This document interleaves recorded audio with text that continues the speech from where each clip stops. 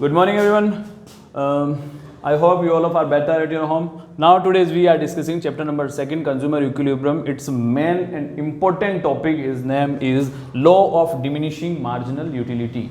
Okay, law of diminishing marginal utility जो है लगभग मे भी पॉसिबल 6 नंबर का क्वेश्चन आ जाता है या फिर 4 नंबर का या फिर 2 नंबर में.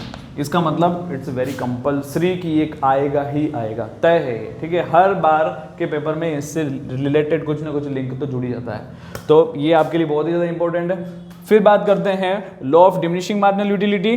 It's other name is fundamental and universal law of satisfaction. Satisfaction के बारे में हम लोग ऑलरेडी डिस्कस कर चुके हैं, यूटिलिटी के बारे में हम लोग ऑलरेडी डिस्कस कर चुके हैं. ठीक है, तो इसका दूसरा नाम क्या है? Fundamental and universal law of satisfaction.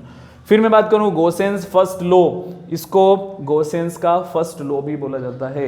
कब हुआ था ये? क्योंकि गोसेंस फर्स्ट लॉ, बिकॉज गोसेंस जो एक इकोनॉमिस्ट थे जिन्होंने इस लॉ को प्रपोंड किया था 1854 के अंदर. ठीक है, इसलिए उन्हीं के नाम से गोसेंस फर्स्ट लॉ रखा गया है. इसी लॉ को बहुत ज़्यादा एलोबरेट किया गया, उसको और ज़्यादा एक्सप्लेन किया गया किसके द्वारा? बाय प्रोफेसर मार्शल के द्वारा.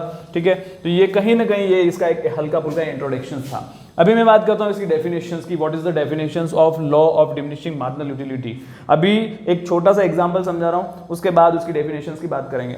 देखो, आपको बहुत ज़्यादा प्यास लग रही है. ठीक है, मतलब आपको लग रही है बहुत ज़्यादा प्यास. आपने एक एप्पल खाई, सॉरी, आपको प्यास लग रही तो आपने पानी की एक घूंट पी. ठीक है, पानी की एक घूंट पी तो उससे आपको थोड़ा सेटिस्फेक्शन मिला. दूसरी घूंट फिर ली, आपको थोड़ा और ज़्यादा सेटिस्फेक्शन. आपको बहुत ज़्यादा प्यास लग रही, हो सकता है 3-4 घूंट तक आपको बहुत ज़्यादा सेटिस्फेक्शन मिले, बट एक लेवल के बाद वो जो सेटिस्फेक्शन का जो लेवल है वो क्या हो जाएगा? कम होने लग जाएगा. वो संतुष्टि का स्तर जो है वो क्या हो जाएगा? कम हो जाएगा. क्यों हो जाएगा? बिकॉज अब आपकी प्यास जो है धीरे धीरे खत्म हो रही है. इसी तरीके से ये लॉ भी यही कह रहा है कि when what is the definitions of marginal utility? When we consume a certain commodity, मतलब हम क्या कर रहे हैं? किसी एक certain commodity को consume कर रहे हैं. ठीक है, more and more time, bar bar use कर रहे हैं. When we consume a certain commodity more and more time, after a certain point, एक पॉइंट के बाद क्या होने लग जाता है? His utilities diminishes. इसका मतलब उसकी उपयोगिता क्या होने लग जाती है? कम होने लग जाती है. तो that is the definitions of law of diminishing marginal utility. क्या definitions है? When we consume a certain commodity more and more time, after a certain point, his utility diminishes. मतलब उसकी utility क्या होने लग जाती है? कम होने लग जाती है. जब बार बार एक ही commodity को अपन बार बार यूज करते हैं तो एक certain point के बाद क्या होने लग जाती है? उसकी यूटिलिटी कम होने लग जाती है. That is the law of diminishing marginal utility.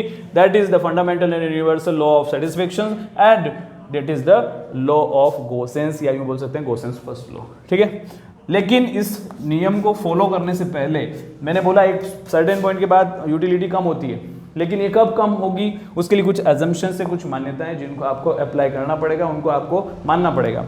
ठीक है, सबसे पहले तो no change in volume and size of commodity. आप चेंज नहीं करेंगे किसको? उसके वॉल्यूम को और साइज को. किसकी? कमोडिटी. जैसे मैं बात कर रहा हूँ, मैं एप्पल खा रहा हूँ, बहुत ज़्यादा भूख लग रही है, पहली एप्पल खाई सेटिस्फेक्शन अच्छा मिला, दूसरी खाई और ज़्यादा मिल सकता है, तीसरी खाई बस हाईएस्ट पोजीशन तक सेटिस्फेक्शन चला गया, उसके बाद सेटिस्फेक्शन कम होने लग जाता है. तो कैसे? लेकिन अगर मैं बोल रहा हूँ कि आपने पहली वाली एप्पल जो खाई बहुत छोटी खाई, दूसरी बहुत बड़ी खाई, तीसरी फिर आपने छोटी खाई, ऐसी सिचुएशन में सेटिस्फेक्शन का लेवल जो है वो बिल्कुल डिस्टर्ब हो जाएगा, तो ये लॉ वहां अप्लाई नहीं हो पाएगा. इसलिए उसके लिए फर्स्ट एजम्पशन है कि no change in volume and size of commodity. न तो उसके वॉल्यूम में और न ही उसके साइज के अंदर चेंज आना चाहिए. The first. सेकेंड की बात करते हैं, commodities should be homogeneous. Homogeneous मतलब होती है कि एक जैसी ही. होमोजीनस मतलब एक ही प्रकार की. यूं नहीं है कि एक जो है वो ब्लैक की है तो एक जो है काले रंग की हो गई, या मतलब यूं बोल सकते हैं कि होमोजीनस मतलब बिल्कुल एक जैसी मतलब जिसको बोलते हैं समान रूप, उसका रूप जो है बिल्कुल समान होना चाहिए. इसको बोला जाता है कमोडिटीज जो कैसी होनी चाहिए? होमोजीनियस टाइप की होनी चाहिए. नेक्स्ट मैं बात कर रहा हूँ कॉन्टिन्यूअस कंजप्शन. आप कंजप्शन जो कर रहे हो वो कैसा होना चाहिए? कंटिन्यू होना चाहिए. कंटिन्यू से क्या मतलब है? मतलब मैं ये बोल रहा हूँ कि अगर एप्पल खाई जा रही है तो वो एप्पल के टाइम जो है उसका वो कंटिन्यू होना चाहिए. यूं नहीं है कि पहली एप्पल आप मॉर्निंग में खा रहे हो, दूसरी एप्पल आप इवनिंग में खा रहे हो, फिर दूसरे दिन खा रहे हो. तो यहाँ क्या हो रहा है? वो जो लॉ हो रहा है कि after a certain point diminishes his utility, तो उसकी यूटिलिटी एक सर्टेन पॉइंट के बाद कम कहाँ होगी? जब टाइम का गैप बहुत ज़्यादा आ जाएगा. ऐसी सिचुएशन में जब आप इस लॉ को अगर बनाना चाह रहे हो या इसको फॉलो करना चाह रहे हो तो उसके लिए क्या होना चाहिए? कंटिन्यूअस कंजप्शन होना चाहिए. कंजप्शन का स्तर क्या होना चाहिए? Continue, regular. फिर बात करते हैं no change in price. Commodity की प्राइस में चेंज नहीं आना चाहिए. जैसे मैं बात कर रहा हूँ स्टार्टिंग के अंदर जब मैंने एप्पल खाई थी तो एप्पल की रेट थी 100 रुपये केजी। जब मैं दूसरी एप्पल खाने के लिए मांगी मैंने उससे तो बोले यार 150 रुपये किलो मिल रही है अब तो एप्पल, क्योंकि 100 वाली तो खत्म हो गई। ऐसी सिचुएशन में उसकी प्राइस कंप्लीट हो गई, एक प्राइस खत्म हो गई, तो दूसरी एप्पल खाने के बाद बिल्कुल ही उसकी यूटिलिटी डाउन हो जाएगी। एकदम से डाउन कहाँ होगी, धीरे धीरे डाउन होती है एक पॉइंट के बाद, ठीक है। तो यहाँ पर ध्यान रखना, no change in the price of commodity, उसकी सब्सटीट्यूट अगर कोई गुड्स है तो उसकी प्राइसेस में भी ज़्यादा चेंज नहीं आना चाहिए।